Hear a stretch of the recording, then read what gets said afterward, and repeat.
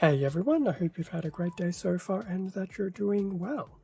For this video, we'll be going through an unboxing of the high grade 1 to 144 Gundam Tri-Age Magnum, and this was from Gundam Build Divers Re-Rise, released by Bandai back in 2020. So moving through the Re-Rise kits, and we're having a look at a bit of a age themed kit in the build world. So here we have the Gundam Tri-Age Magnum. I actually quite like the look of this, and I think the Tri-Age has done quite well. I'm trying to think if I ever did. No, I don't think I've done a video unboxing of his divers based kits, but I'll definitely have to do some looking back. But anyway, here we have the Tri-Age Magnum. Very nice cover art for it. Very much a derivative of the Age 2 normal. Actually, I take that back. It may not be. I'm getting more Age 1 normal vibes based on the body. The only reason why I thought the Age 2 was because of the shoulders. But anyway, let's have a look around the box. So we have a nice action pose of the Tri-Age Magnum, recreating the actual CGI pose, which is very nice. It's done quite well. And these effects, I do believe, are included. We have some other action poses, as well as a breakdown of the weapons. So we have the Tri-Dod's rifle, the Tri-Bird, which I believe were equivalent to funnels, the Tri-Holder frame, question mark. Although that is the type of effect bit that I wish was with the Aegis Knight. But anyway, rambling aside, we have a shot of the Tri-Age Magnum from the back, and it does look quite nice. And then just another shot of the Magnum, as well as a shot of the original Age 1 Titus. That was the bottom of the box, and there's no shots. And in terms of the top of the box, we do have that front and rear shot of the Tri-Age Magnum, and a bit of a blurb about the Tri-Age Magnum. And there you go. It is actually based off the Age 1 and not the Age 2. So the shoulders may suggest Age 2, but nope. It's the Age 1. But that's a nice little blurb, and no doubt there will be an extended blurb on the manual. So cracking open the box, and I expect there will be a lot of plastic, which is good. I would hope so. So we have 1, 2, 3, 4, 5, 6 bags of runners, and the manual at the bottom. And for some reason, I've noticed a lot of these runners have a bit of a curve in them. Not great, not terrible, but yes, definitely unexpected. So I will get all these runners out, and we'll have a better look at everything that is included. And with everything now out of the box and the bags, we have the front of the manual, repeat of the front cover art, front line art of the Tri-Age Magnum, and there's that nice blurb about it again, blurb of the pilot, and also a bit of a background piece about the Hiroto and the fact that he used to be a part of Team Avalon back in the first season of Build Divers. So it's actually nice that Re-Rise did start to go back a little bit and reincorporate some of the first season into the tail end, which was quite cool. Back of the manual, bit of a rehash of what we saw around the box. So the customized plan, basically the going through the weapons that are included, some action poses and things like that. We also do have the color guard at the bottom. So the main body will be in a dark blue, and we'll have a bit of white, yellow, orange, grey and some green sensors and effect parts.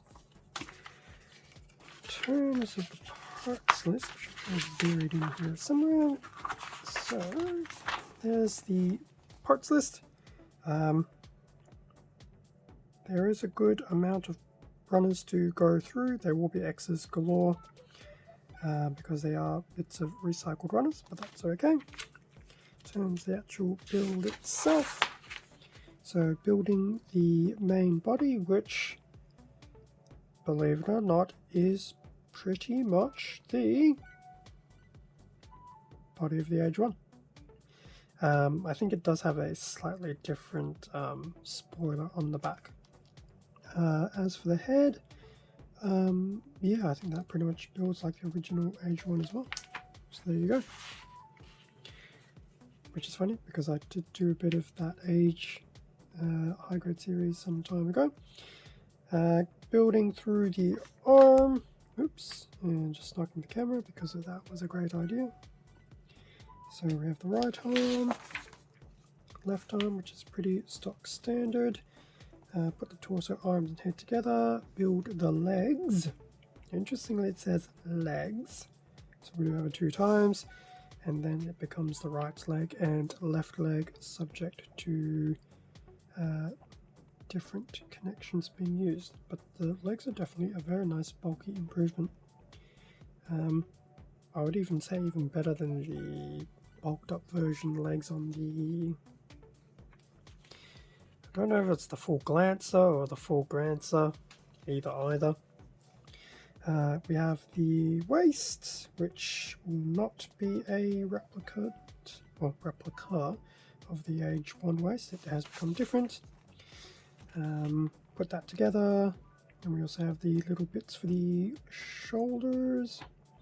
The tri-holder frame is basically the sword. There you go. So that's pretty cool. So that becomes part of the back. And now, let's see if I can follow through the instructions. Yes, here we go. There is a included base, which is very nice as always. And I'm actually not too sure what this is trying to suggest.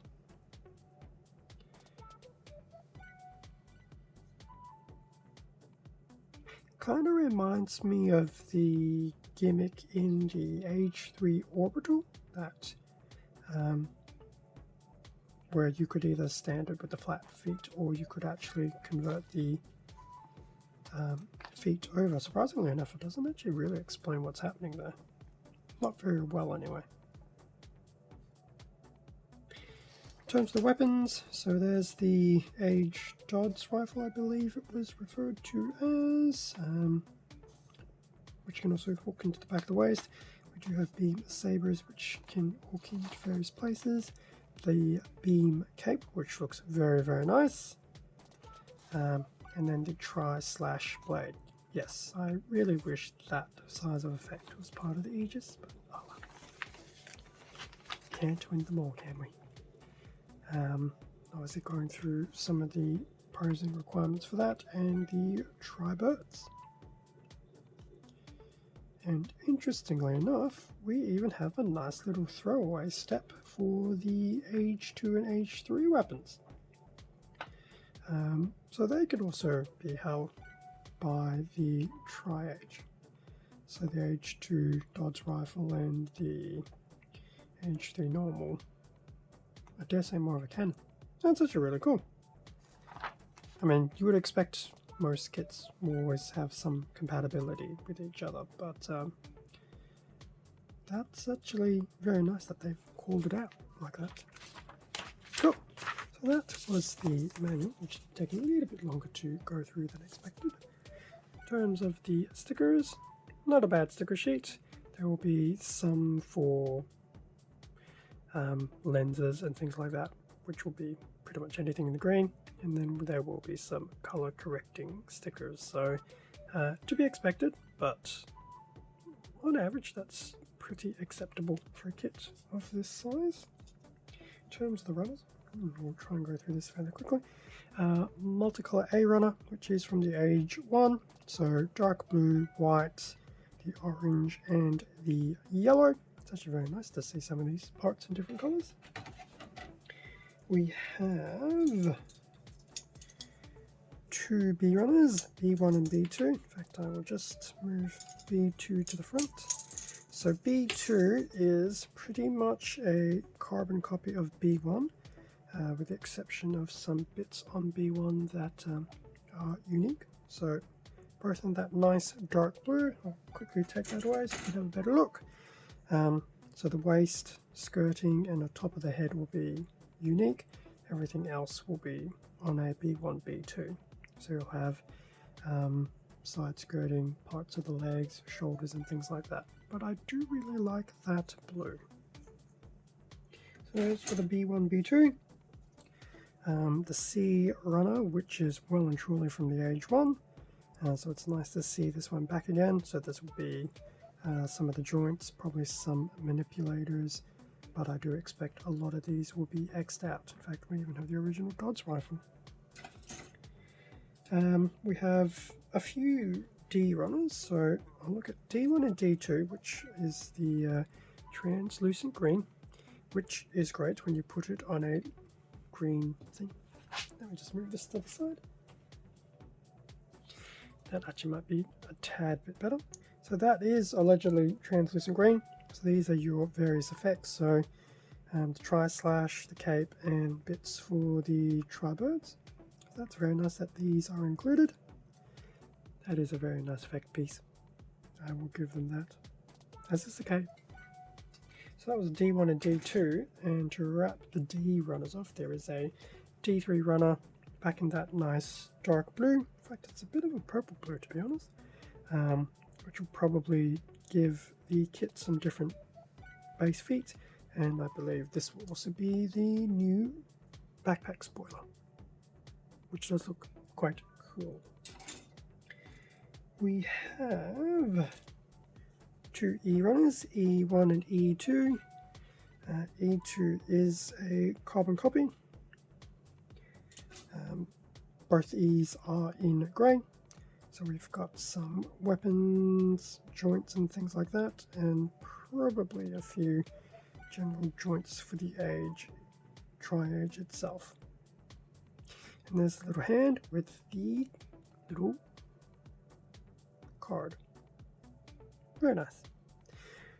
2 E's, we have 2 F's in white, F1 and F2. F2 is also a carbon copy. So the unique parts of F1 are pretty much the back of the hands.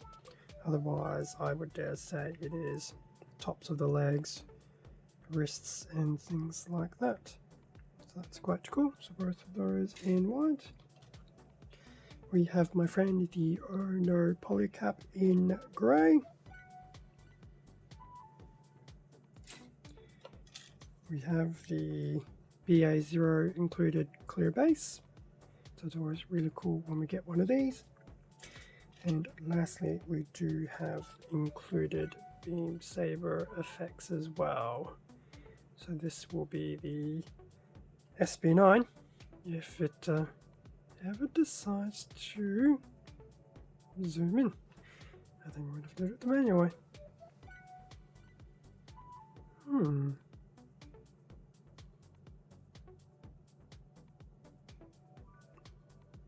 Well, regardless, it is SP9. These are the beam sabers with the flat ends, not the circular ones. I have a feeling this against the black is probably not going to work out well. So that brings us to an end of the Gundam Tri-Edge Magnum unboxing.